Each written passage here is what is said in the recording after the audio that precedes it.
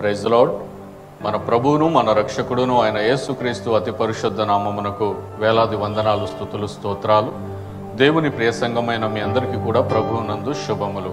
Beracah blessings, Beracah ఆశీర్వాదములు అనుదిన క్లుప్త వాక్య ధ్యానములకు మిమ్మల్ని ప్రేమపూర్వకంగా ఆహ్వానిస్తున్నాను. ఈరోజు లేఖన భాగము కీర్తనల పుస్తకము 25వ కీర్తన 4-5 వచనాలు. యెహోవా, నీ మార్గములను నాకు తెలియచేయుము, నీ త్రోవలను నాకు తేటపరచుము, నన్ను నీ సత్యమును అనుసరింపచేసి నాకు ఉపదేశము చేయుము. నీవే నా రక్షణకర్తవైన దేవుడవు, దినమెల్లా నీ కొరకు కనిపెట్టుచున్నాను. ఇక్కడ దావీదు రాస్తున్న విషయం ఏమిటి అనంటే, దేవా యెహోవా, నీ మార్గములు నాకు తెలియచేయుము, నీ త్రోవలను నాకు తేటపరచము.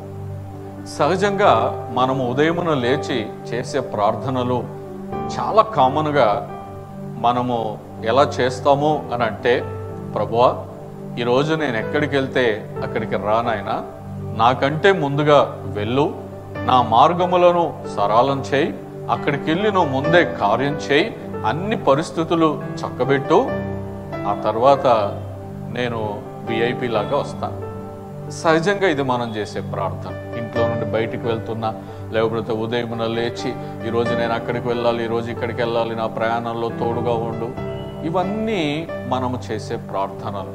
కానీ దావీదు ఎలా చేస్తున్నాడు అని మనం గనక ఆలోచన చేస్తే, నీ మార్గములు నాకు తెలియచేయి. మార్గములు అనంటే దేవుని వాక్యం. ఆ దేవుని వాక్యమే మన పాదములకు దీపం. అది ఏ త్రోవలో నడవాలో మనకు దారి చూపిస్తుంది. నీ త్రోవలను నాకు తేటపరచుము. చూడండి, దేవుని వాక్యము మన పాదములకు దీపం గనక ఆ దీపం ఏం చేస్తుందని అంటే తేటపరుస్తుంది, మన త్రోవలను తేటపరుస్తుంది, సరైన మార్గంలోనికి నడిపిస్తుంది. కానీ మనం ఎలా ప్రార్థన చేస్తున్నాం? నేను ఎక్కడికి వెళ్తే అక్కడికి రా, నా వెనకరా, నా ముందుండు, నా పక్కనుండు, నన్ను ఆవరించి ఉండు, ఇలాంటివన్నీ మనం సహజంగా చేస్తూ ఉంటాం. దావీదు ప్రార్థనకి మన ప్రార్థనకి తేడాదే. 5వ వచనంలో, నన్ను నీ సత్యమును అనుసరింపచేసి నాకు ఉపదేశము చేయుము, నీవే నా రక్షణకర్తవైన దేవుడవు, దినమెల్లా నీ కొరకు కనిపెట్టుచున్నాను. నీ సత్యమును అనుసరింపచేసి నాకు ఉపదేశము చేయుము. నీ సత్య ప్రకారముగా నేను అనుసరించాలి, నీ వాక్యాన్ని నేను అనుసరించాలి, ఆ రకంగా నాకు ఉపదేశం చేయి. ఇది దావీదు ప్రార్థన. తర్వాత, నీవే నా రక్షణకర్తవైన దేవుడవు, దినమెల్లా నీ కొరకు కనిపెట్టుచున్నాను. దినమెల్లా మనం ఏం కనిపెడతాం? దేవుడు అది ఇస్తాడు, ఇది ఇస్తాడు, అక్కడ ఇది, అక్కడ ఇది, ఇక్కడ ఇది, అలా తిరుగుతూ దానికోసం దీనికోసం ఆశిస్తూ ఉంటాం. కానీ దావీదు దేవుని రక్షణ కొరకు కనిపెడుతున్నాడు. దినమెల్లా నీ కొరకు కనిపెట్టుచున్నాను. ఎందుకు? నీవు నా రక్షణకర్తవైన దేవుడు అని అంటున్నా. దేవుని రక్షణ, దేవుని కృప, దేవుని దయ. కానీ ఈ లోక సంబంధంగా మనం వెతుకులాడేవి చాలా ఉంటాయి. ఉదయ ప్రార్థనలో లోక సంబంధమైన మనస్సుతో, లోక సంబంధమైన ఆశలతో మన ప్రార్థన అంతా కూడా నిండిపోయి ఉంటుంది. కానీ దావీదు దేవుని చిత్తానుసారంగా ప్రార్థన చేస్తున్నాడు. నీ మార్గములు నాకు తెలియచేయము, నీ త్రోవలను నాకు తేటపరచుము, నీ సత్యమును అనుసరింపచేసి నాకు ఉపదేశము చేయము. నీ కొరకు, దినమెల్లా నీ కొరకు.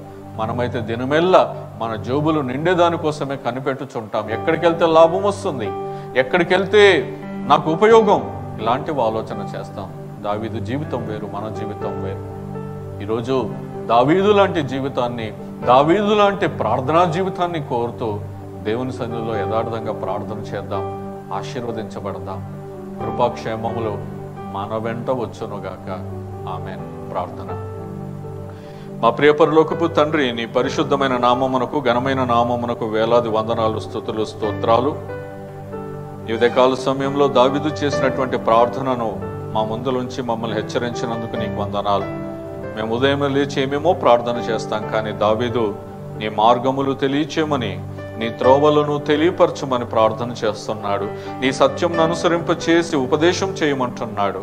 దినమెల్లా నీ కొరకు కనిపెట్టుకుంటానంటున్నాడు. నిజమే తండ్రి, ఈ లోకంలో మేము ఉదయం ఏమేమో అడుగుతాం, కానీ నీ కృప కొరకు కనిపెట్టుకునే భాగ్యము, దినమెల్లా నీ రక్షణకర్తవైన నిన్ను కనిపెట్టుకునే భాగ్యము మాకు దయచేయి. నీ సత్యమును అనుసరించే భాగ్యం మాకు దయచేయి. నీ ఉపదేశము వినే భాగ్యము దయచేయి తండ్రి.